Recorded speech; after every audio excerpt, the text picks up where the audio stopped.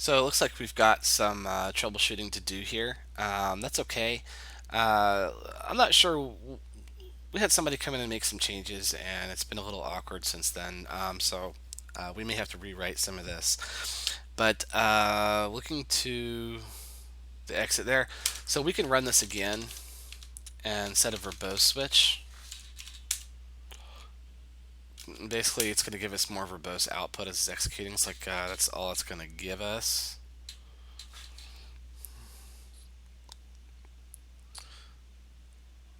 But it tells us what script it's running when it fails. This is one of the targets to that task. Oh, that's relative to our exemplar workspace.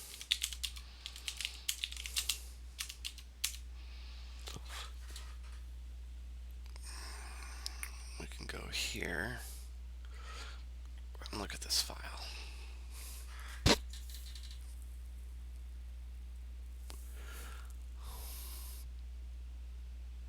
So MPFR was where it was failing. So let's do a curl and see if that's downloading. Yep, looks like somebody's moved it. So that would explain why we're not able to download MPFR. MPFR is required, so we need to just change to another mirror that's not going to move their shit around. So this is actually not an us issue, it's a source issue. So we'll go here, find out where they moved it to, and then you would update that path in the script, and then obviously rerun.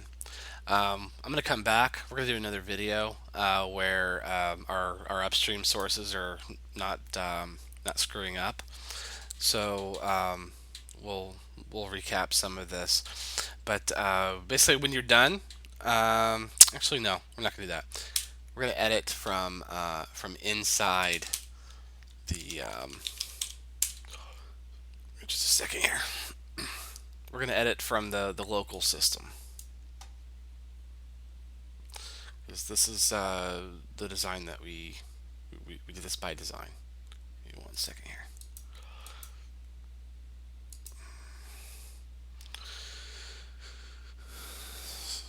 So we go to where we cloned our Foster repo, which is here.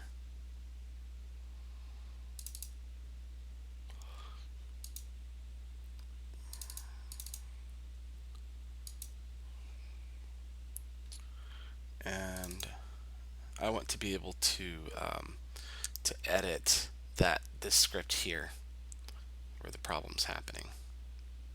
So components, download Beartrut.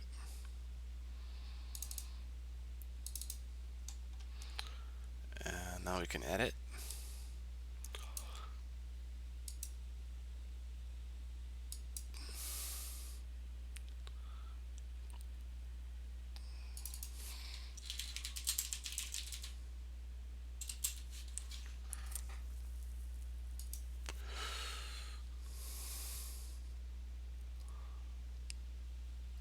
Let's see, what version are we using? 3.1.6?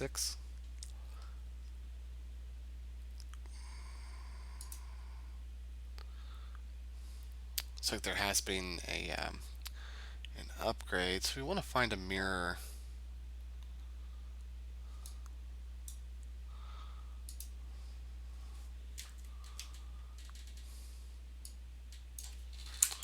Let's get it directly from their website. Looks like they're not going to let us do that. Well, this is almost guaranteed not to work, but we can certainly use it for a demonstration. Okay, so now we have a new source for MPFR. Save the file, and let's run again.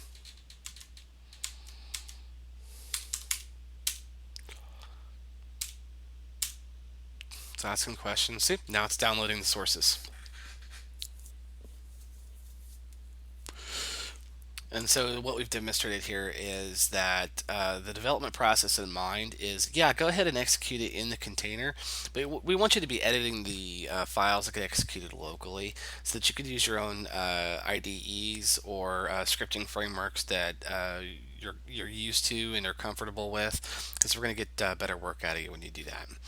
Um, Obviously, once you have your local editor set up, you want to be doing everything from the context of the Foster build.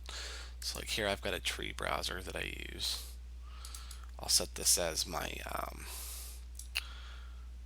root.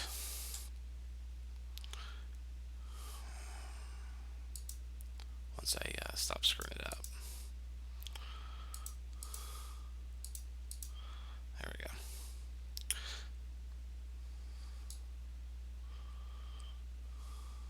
There we go. Set as root, and we'll go in here, and that's my workspace. I can edit anything in the entire Foster's anything in Foster really, but specifically Exemplar's workspace for this project. And here we can see, some of the things that it started to do inside the directory that will eventually become the ISO file for Suro and the container image. So we're able to edit the container locally without it sprawling all over our system. And that's it for today. Oh, no, there was one more thing here. Hold on. So when we're done, we're going to exit. And as soon as you exit that shell, be really careful. As soon as you exit that shell, it's going to stop the container and clean up.